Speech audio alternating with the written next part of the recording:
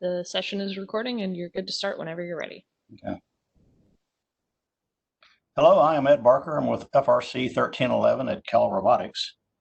We're going to talk about the Chairman's Award.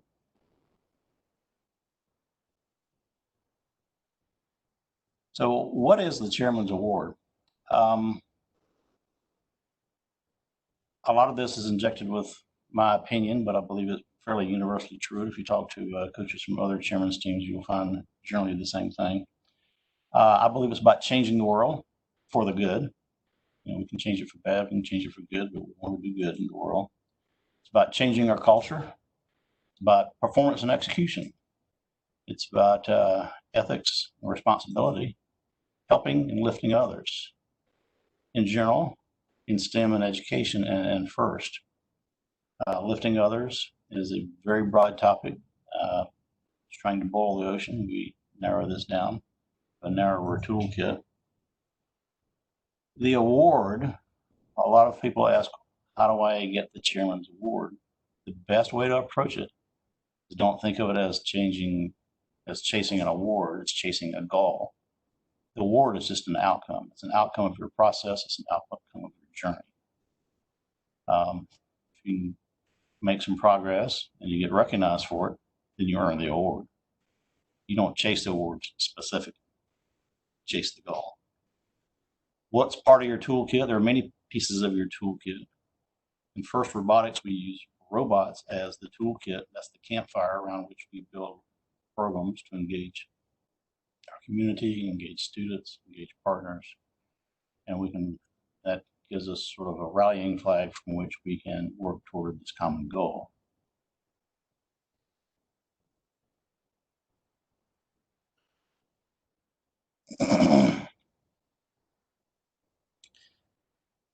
Well, when you look around the chairman's universe, you'll see people talking about, supporting, chairman's award is all about supporting first goals, first values. Well, what are first values? Well, it becomes very tautological when you talk to a lot of people, but after a while, I compile this down to a set of notes that are derived from years of looking at documents and conversations and other things out of FIRST, some stuff out of Paul Lazarus. And I think this is fundamentally the list right here. It's about growing FIRST. And obviously, we can grow other programs, but since we're part of the team here with this, we'd like to grow our home team because we believe that FIRST is an excellent vehicle, it's a tool for affecting cultural change. One of our values is working on issues that increases sustainability. It's about communication, spreading the message. That's a big topic, communications. What is spreading the message? For some people, it's sort of simple. It says, FIRST is a cool way to do things over here. I've always viewed it and still view it as communications is, excuse me, science communications is very important. It's letting the world understand how important science is. For many years, that was just sort of it was almost a throwaway statement, but if you look at what's going on today with disease and other issues and vaccines and everything else, and confusion about what's science and what isn't science, communications is really important. So we have to make sure that we're speaking the truth, that people understand that science is valuable, technology is valuable, and this is a valuable tool for that we're living it right here. Another core value is mentoring. Excuse me. Mentoring comes in many forms. It can be from an adult to a student, but it also comes from student to student, or student to adult, or adult to adult. Mentoring is just basically taking somebody that knows a thing, whether it's a fact or some way how to do something, and mentoring the next person and lifting them up. Remember, lifting them up. You're always trying to lift people up. Partnerships. Partnerships are key to your success. If you want to change the world, you can't do it on your own. You need partnerships. Developing partnerships, growing partnerships. This would be partnerships in your community, your school, your business world, and gracious professionalism, cooperation.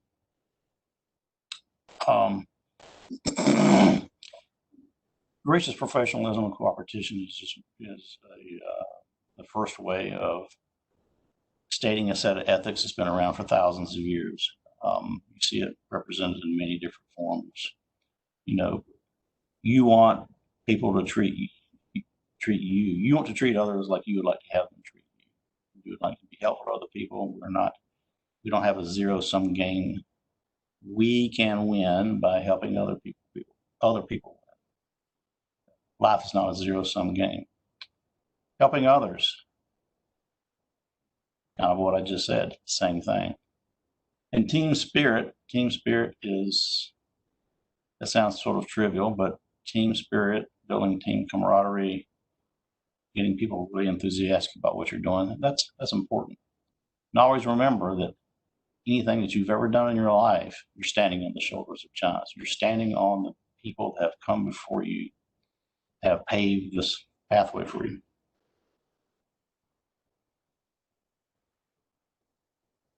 If you take your team, and if you're to just take what you're doing in all of your efforts and just sort of split it all apart, it's not a single thing. It's like this white light beam that hits the prism and just gets refracted into this broad spectrum of behaviors, cultures, and activities. If you ground this in ethics, where you say, we're here not to beat people down, but to lift others, to develop diversity and equity, personal success, community success, and growth, that opens up a lot of highway for you to do things. And the nice thing about the chairman's is it's only minorly prescriptive. It doesn't say you have to do this task, take this test, and get this outcome. You get to do a lot of things of your choice and design. You get to fit it to your strengths, your community, and your culture. Now, I want to change the subject a little bit and talk about the chairman's submission. I'm just going to jump straight into a different piece of the chairman's process. The chairman's submission is a judged award. The best way to think of it is as a court proceeding, or well, it's just somewhat evidence procedure. You're going to go do something in your community, your world, or whatever. So first of all, I want you to think of your chairman's submission as an annual report. This is an annual report for some organization. There's millions of annual reports for all sorts of profit, nonprofit companies, most of which are required for various reasons. The annual report states, what did you do this year? You're taking stock of your year. For companies, it's financial report, but they also assess community impact. They assess many things. So for you and your team, you want to always be thinking as you move through the year, you'll set your targets and goals. You want to try and do this, you want to try and do that. It turns out this thing didn't work out, but another opportunity popped up. So you do that. Along the way, keep a notebook. Just keep some notes as to what you're doing, what you're accomplishing, how it got done. And you'll do this all year long. You may do it over an 18-month period. But as you start getting into the fall, you're going to start compiling these notes to your annual report. The annual report, you don't have to do an annual report. Just think of it like an annual report. This is useful for many things. You can use it for a set of notes for your chairman's award, submission. You can also use it as a report that you give to, report summary that you give to your partners and your sponsors to say, we took your money and we did this thing, and they really like that, especially when you talk about them a little bit. Think of it as an annual report. Also think of it as an evidentiary procedure. In other words, like a court case. You're going to take your submission. You're going to put it in front of a panel of judges. These are not chairman's judges. It's your homework to figure out who these judges are. And when you go into court of law, what you do is you make a claim. You're trying to persuade the judge and jury. You make a claim. Can you support your claim? You said we did started 3 teams. Can you support that claim?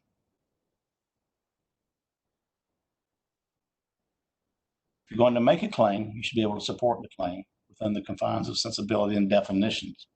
Now, definitions is the word I should have highlighted.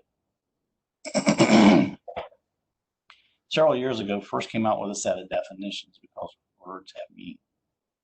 If you claim to have, they've actually defined what starting a team actually means, mentoring a team, assisting a team. You need to adhere to those definitions. If you're starting teams, I would actually get a letter from the team at the end of the season that says, yes, thank you for helping us start our team or whatever. And put it in a notebook, scan it, whatever. It's just something you need to do. If you're going to make a claim, support the claim. If you said that, we were in the newspaper, get a copy of the newspaper. If you were on television, get a copy of the video. You can take some snippets of it, print it on a piece of paper, stack all these papers up, and just keep collecting your evidence, because you're going to go all year long, you're collecting evidence. You're going to keep notes on the activities you've been doing, any press, any meetings, any newspaper articles, whatever it is. And that will become part of your chairman's, maybe not your chairman's submission, but you may use it as your supplementary evidence. So let's talk about the submission process itself. The chairman's submission, if you're going to apply for the chairman's, the documents are there's a document called the chairman's submission document. It has two parts, executive summary and an essay. They are required. You must do a video. It can be from 1 to 3 minutes long. You can read the manual on the details of what that is. Some people get confused about the executive summary and the essay. I would invite you to go look at any industry publication or any big report or anything. You will see a big report. It could be 100 pages or 1,000 pages. They're typically accompanied by something called an executive summary. They might only be 2 pages long. Those 2 pages are designed to give an executive that has only 2 minutes to read this thing, to see the big picture. This is the kind of thing that some high-level person would read. People coming behind that and read the rest of the document. It's very common in industry. This is a miniature version of that. The judges want to be able to look at the executive summary and get sort of a fast read of what you're doing. And then they're going to dive into the essay, and you'll be able to expand that. Some teams actually take the essay and go in a completely different direction. If that's what they want to do, that's fine. Typically, the essay expands on the executive summary.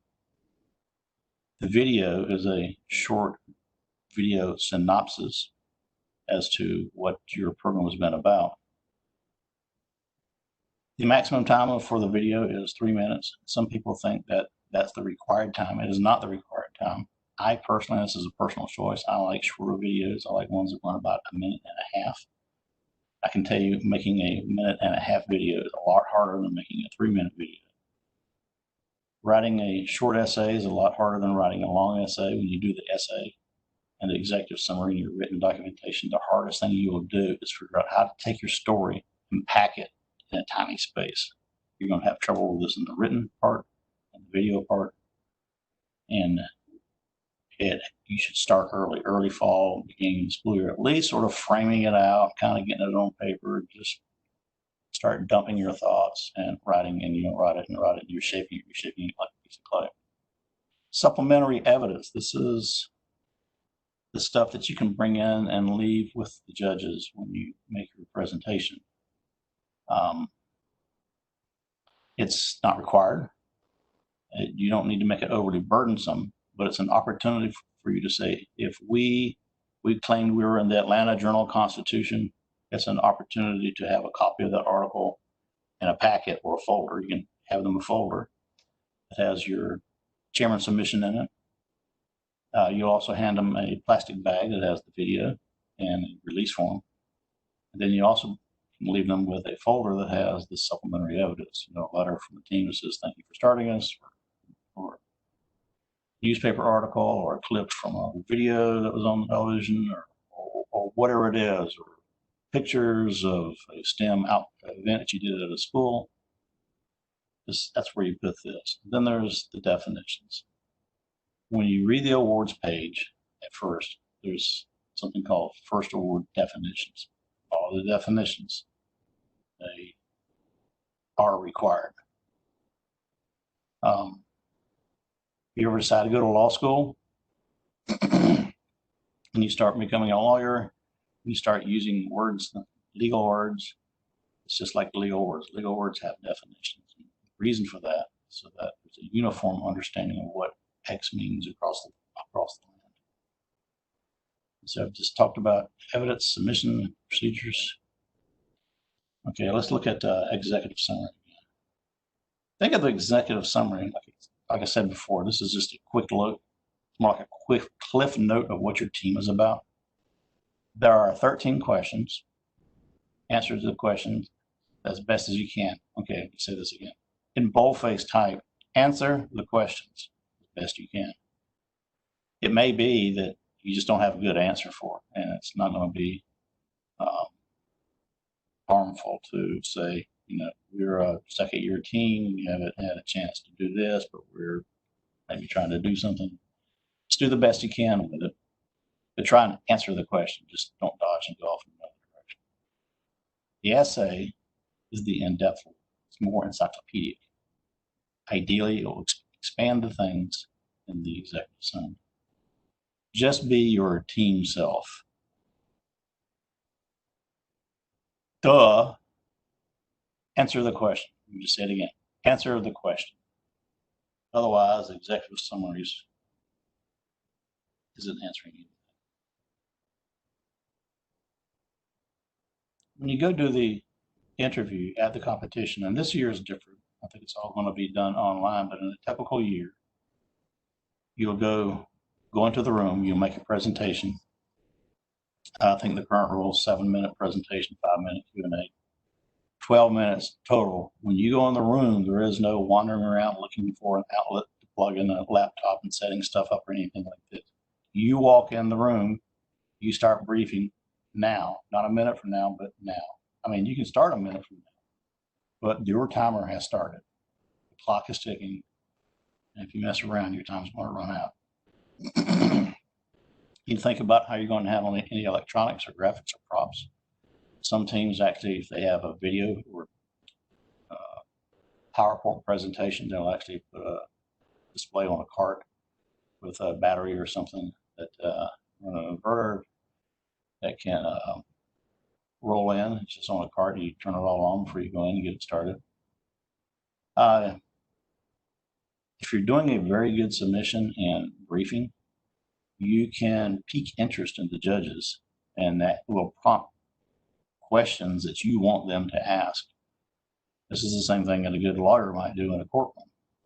So pique their interest, get them interested, tell them the story, help lead them to the next question. And that effectively gives you another 5 minutes of free time to answer additional questions, provide additional information in the Q&A. Don't stretch facts, speak factually, speak confidently. It is what it is. Judges not looking for giant numbers. They're not looking for you to say, we created 5 million Martian teams on Pluto. What they want to know is what impact did you have within the constraints of your community, your school, your environment? How far were you able to push the bar? Don't stress out. Have fun. I'll say it again, Emmanuel. I'll say it again. Tell your story. Have fun. It's about the journey. Does the team need to be a superhero? No, no, no, and no. I'm repeating what I said a moment ago. You're looking to improve the culture and your community and your surroundings and your environment, and how you define the size of your community, the size, scale, and scope of it, it's all up to you. What programs you decide you want to do in general are up to you. Remember that the first programs, when you look at the criteria, you say, well, it's all about first. Well, yes and no. Any organization wants to grow themselves. But your goal, I believe, is to change the world. The first stuff, that's your toolkit. So your goals, our goals are aligning with everyone else's goals, and this is how we get things done. So what do you want to do as a team? What is your low-hanging fruit? You know the answer to this more than anyone. I can't tell you this. What's most accessible? Start figuring that out, work up from there, start small and grow up. It may be you just have a chance just to go to your feeder school and start FLL teams or support FLL teams. You may have a chance to do STEM engagements or STEM outreach. You may have a chance to, or create a chance. It's not just have a chance, it's also about creating opportunities. Have an opportunity or create an opportunity to start teams, get media, do whatever you can. And as you start gaining experience and confidence, you can work up from there. The questions in the executive summary of the Chairman's Award will paint your lanes in terms of how to use the robotics program to achieve your goals of cultural change and effectiveness. When I say change, what are we changing? We're trying to get people to understand that science and technology is valuable, that it's important, that education the STEM education is accessible, it's fun, and it's a way to increase diversity and to improve people's lives by giving them an education through diverse audiences. We're having a lot of diversity issues right now. Education is one of the most important things that you can give a person so that they can live a full, one of the factors in helping a more full and productive life. So we're working to help this happen. So, in addition to, just starting teams, but, you make it 100% accessible to everyone, everywhere. This is what we want to do. So what happens if we earn this award? What does that map out to? A lot of people aren't super aware. There's a kind of aware. There are actually 4 levels of the Chairman's Award. And if you're in a regional system, there's 3 levels. But altogether, there's 4, and we're in a district system. So let's start at the bottom of the chart and work up. In a normal year in Georgia, you'd go to, say, Albany or Columbus, Gainesville, Dalton, wherever, to one of the FRC district events. And if you earned a district chairman's award, it's called the district chairman's award. It's called the abbreviation is a DCA. Then you go to the state championship in 4 or 5. I think last year was year before. We'll compete for the regional chairman's award at the state or district level. In Georgia, the state and district is really the same thing. But we're the Georgia Peachtree District. Compete for the district championship chairman's award. That is completely 100% equivalent to, say, a regional award that you would get in a regional system, like you'd find in many other states. Georgia used to be a regional, so the state district championship chairman's award is equivalent to the old Peachtree regional chairman's award. Then you get to go to the championship. Until 3 years ago, it was just a competition for the CCA, or Championship Chairman's Award, and entry into the Hall of Fame. That changed in 2017. 2017, they started awarding 3 Championship Chairman's Awards finalists, CCAFs. That would be on Saturday morning of the championship. Those were selected from a pool of about 60-something or 70 chairman's teams that were competing. And that evening, one of those 3 CCAFs would be selected as the CCA, the Championship Chairman's Award. So that will be your journey. That's the route you have to take. I think there's only in history, in the 4-tiered system, I think there's only one team in history that's gone through all 4 tiers, as mapped out like this. Before that, it was just steps 1, 2, and 4. Some was just steps 2 and 4. Way. So I'm opening this up for Q&A. I have to change what I'm doing on my screen here. 1,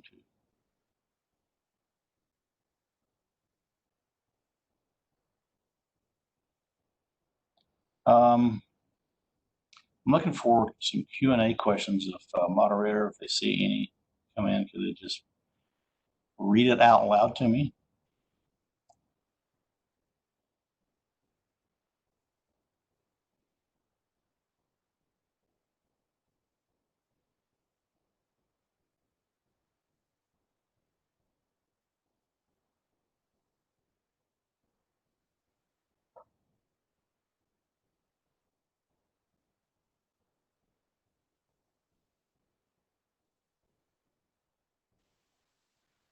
Lexi writes, my team always struggles to make a video for chairmans. Do you have any general tips for creating a structured, well-organized video?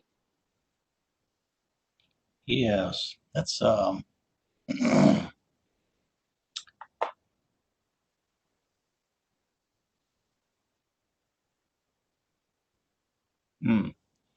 the there is, I think it's on the first website. There are two videos called Tips on Making Videos. It's produced by Paul Lazarus. Paul Lazarus is a Hollywood director. He's directed many shows. I think he retired a couple of years ago. He used to do a lot of work. First, we did two tutorial videos, about 12 minutes long each, on tips on creating videos. He talks about some technical things, um, getting some light done, getting your audio done, and those are really important tips. I mean, you can do some lighting with a $2 light bulb and how to use a microphone correctly. I see a lot of people have decent videos, but the audio is terrible. It just drives me nuts to see that. But more than anything, on the non-technical side, you want to try and tell a story. Now, how do you tell a story in a minute or 2 minutes or 3 minutes? I talked about some people think 3 minutes is something that they're required to do, and it just sort of drones on and kills you. If you can just sort of storyboard something, make it move fast, you got to start with storyboarding. And you could do this with PowerPoint slides, or you better yet, just take big Post-it notes and just start mapping things out and putting it up on the wall.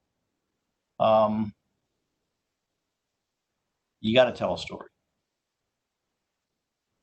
I'm trying to think of a team from way back a long time ago. Go to the website, first website. I don't know if they have the older videos there. I'd sure like to follow up on this question. Look for a video called the Techno Ticks from Team 239, maybe. It's not 230. They're from Connecticut. It's a fun little video. Can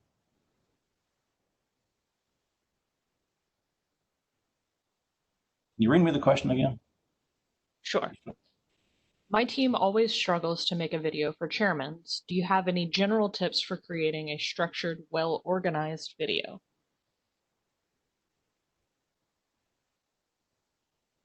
I think storyboarding is going to be your first step.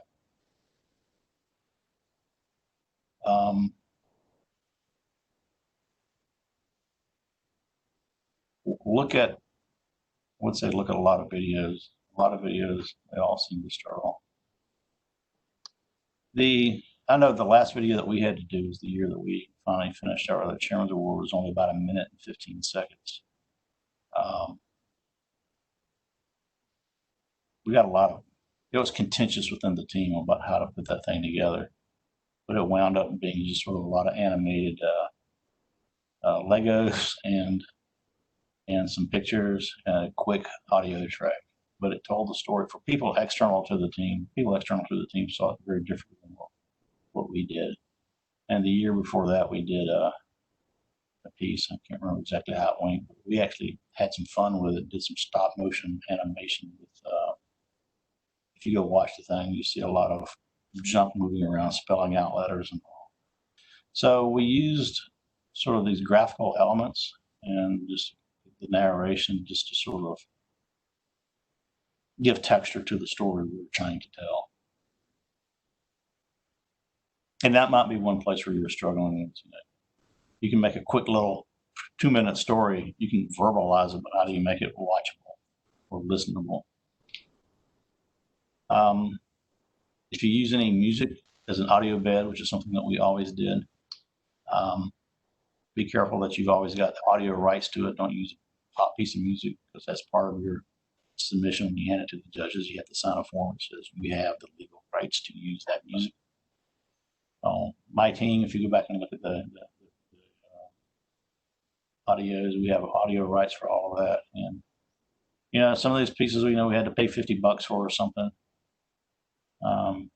We paid one. We did one. Put a lot of time years ago into a production, and we actually got. I'm just kind of bragging here a little bit, but we got a music track under contract for I think $200. But it was actually the same composer that wrote the music for How to Tame a Dragon, composer in Scotland.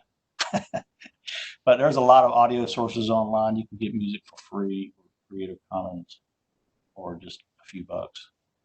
The audio track selected can make a difference. You could actually have a person just full time trying to figure out audio.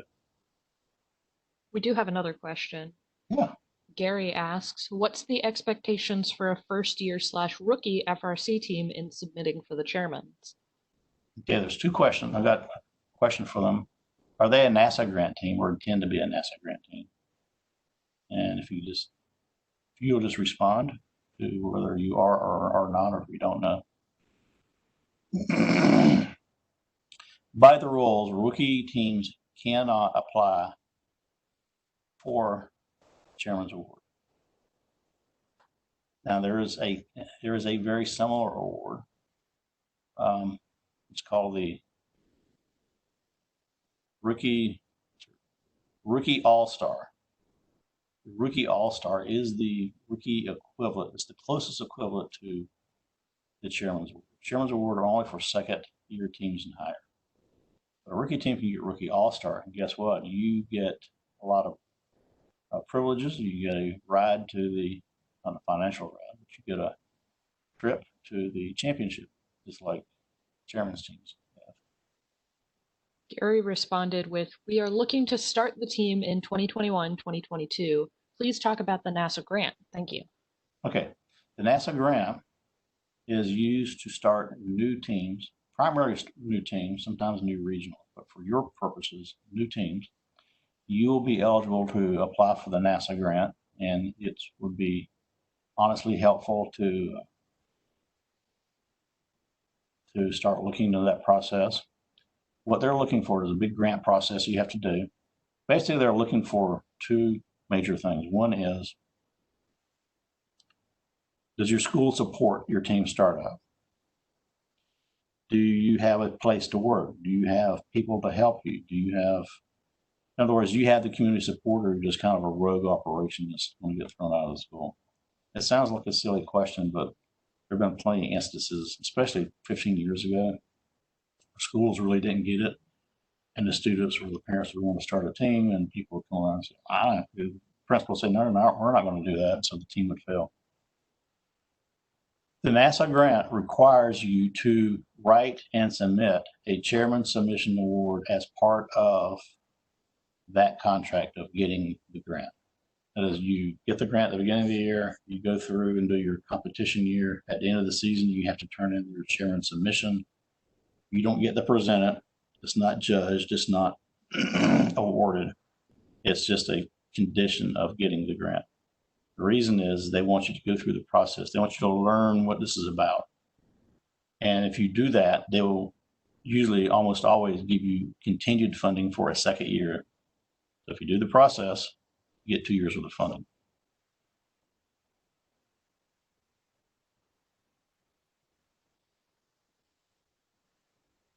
Gary says, thank you. What area are you in, Gary? Just out of curiosity.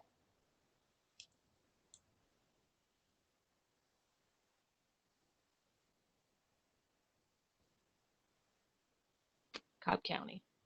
Cobb County. Okay. And I am in Cobb County myself. So when you get ready to go do all this, just reach out to people, or people that can help you do this. And if you're talking to the regional director, Connie Haynes, just tell her you'd like to get some Cobb County local support.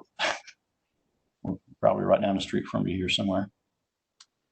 Lexi asks, what roles should be present on a chairman's team? What roles? Mm-hmm. Okay, and what's the name of the person asking again? Lexi. What roles should be present? Okay, in general, you'll see a lot of division of labor on a lot of teams. It's sort of common for forever. You'll have, the robot build team, programming team, design team, chairman's team. I've always personally sort of pushed back against all that. I like everybody doing everything. But at the end of the day, you do have to sort of reduce it down to where we want the entire team to be the chairman's team. But at the end of the day, you have to reduce it down to, I'd say on our team, we do about 6 people that really sat down as part of they are also designed. Our chairman's people were designers, builders, programmers. They did everything. But they had a responsibility of really getting this chairman's thing together, about 6 people, and then that would reduce down to about 3 people. I say it would reduce down to exactly 3 people. You can only have 3 people actually go in and do the presentation. And it took us 13 years to get all our chairmans done. So we actually stacked them up more or less by age level and grade because we had to continue to train people. Read me the question again. Sure. Lexi asks, what roles should be present on a chairman's team? I believe asking, like, what are the important things that someone needs to be in charge of paying attention to?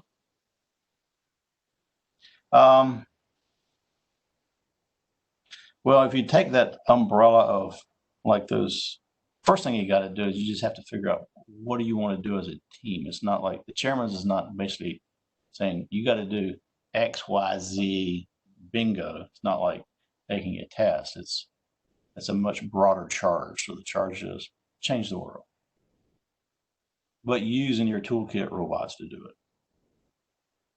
Okay, and if you look at the core values, you bring core values in to think about that. So you got to have somebody thinking, well, we need somebody or some group of people talking about how do we communicate with the universe, who's talking to the media, who's talking to corporations, who's helping with the fundraising. You start getting these relationships going on, synergistic activities.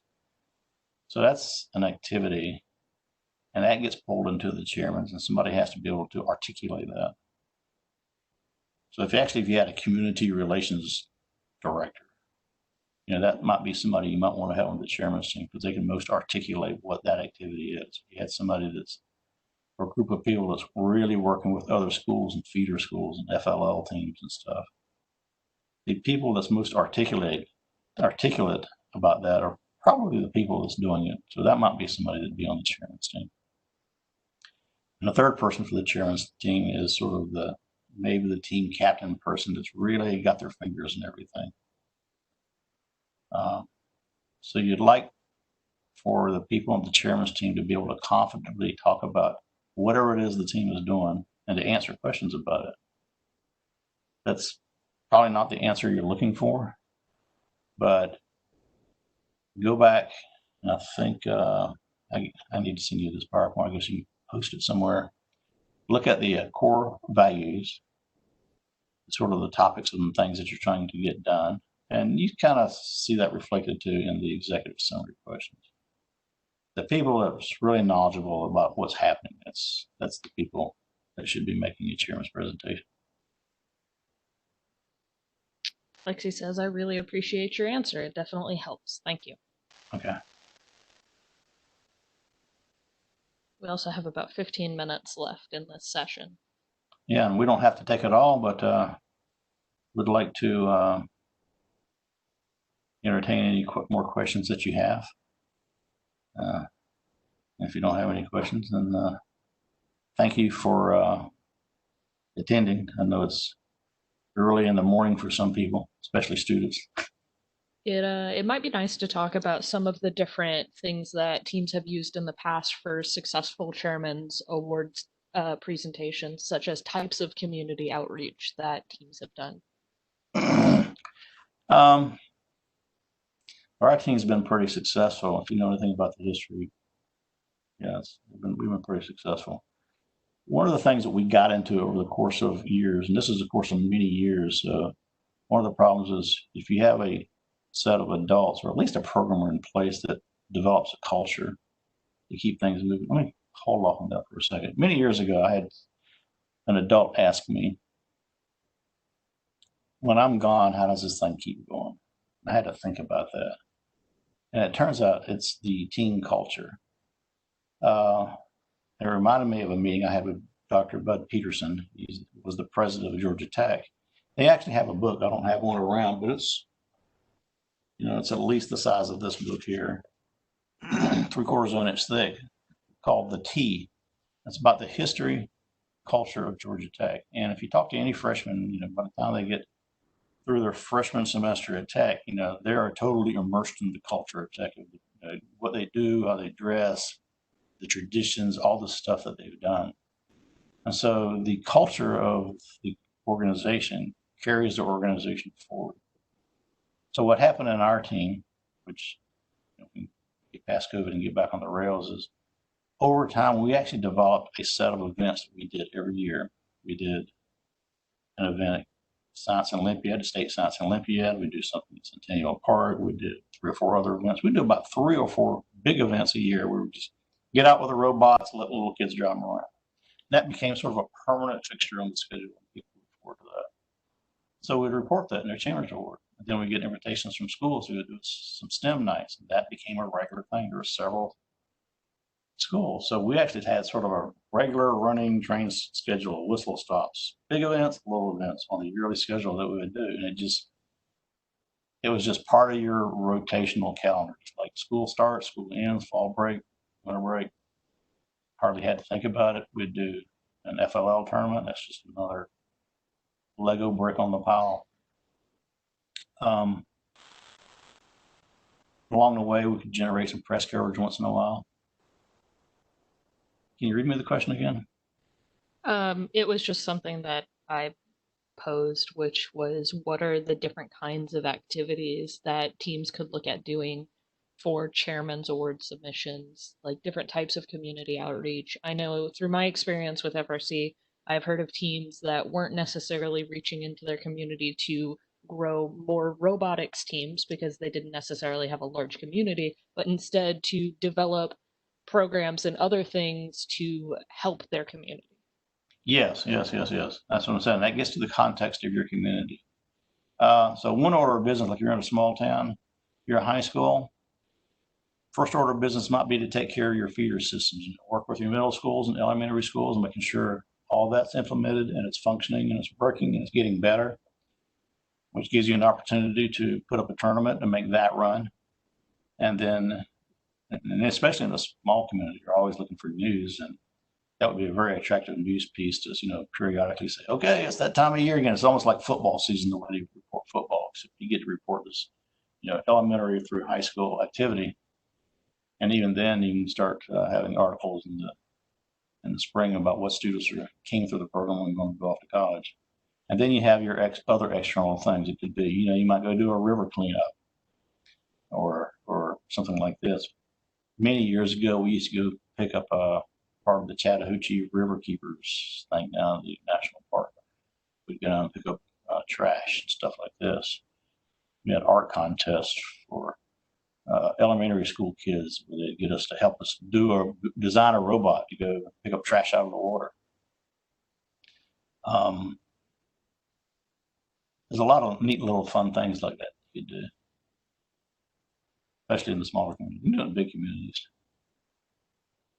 In my experience, I've also seen where teams weren't necessarily able to do any further pushing for creating their feeder schools and things like that. And so they would work to, for example, build something for a community or for underprivileged people, such as I've seen some work with Habitat for Humanity. I believe there was one that worked to fix some kind of water collection and filtration system, things like Yep. that.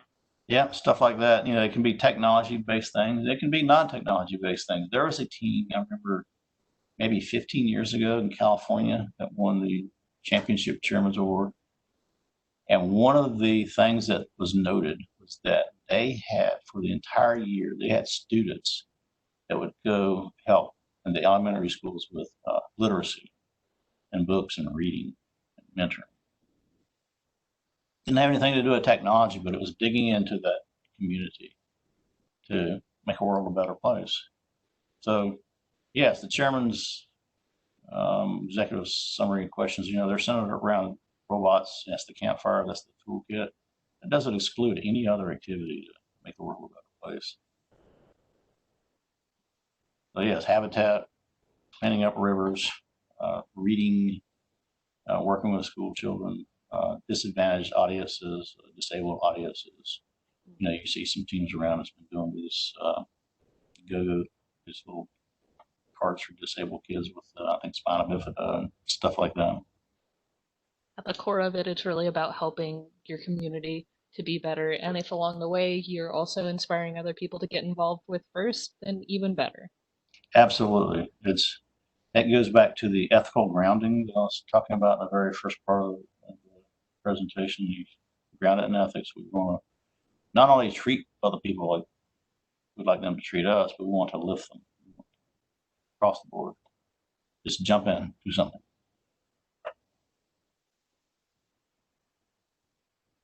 Do we have any other questions? We'll give people a minute or two to try and type them up.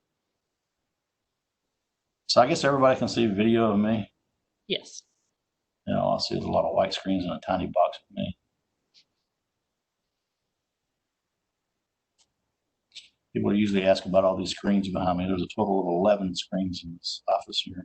But, come back to the session at 1 o'clock about space and airborne systems careers. You can learn more about that.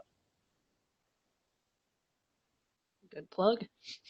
Yeah, we're all about the space and airborne business. We going to Mars and the moon and everything else at 1 o'clock. Going in the ocean, going under the ocean.